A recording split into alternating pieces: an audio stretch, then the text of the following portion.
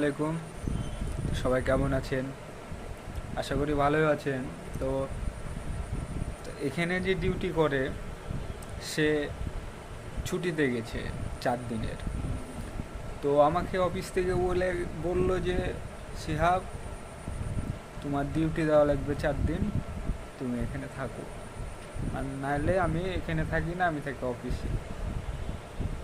তো গার্মেন্টসের দোকানে চাকরি করতাম, তো ওটা বাদ দিয়ে দিয়েছি, বাদ দিয়ে এখন ডেভেলপারের অফিসে চাকরি করি।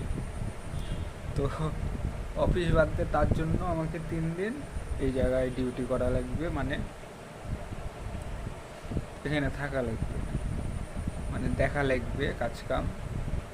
তো এখানে আরেকজন থাকবে রাত্রে, দেখি রাত্রে আমি আমার বাসায় যাব, রাত্রে আমি বাসায় থাকবো, এখানে আরেকজন থাকবে। তো সবাই ভালো থাকবেন, সুস্থ থাকবেন।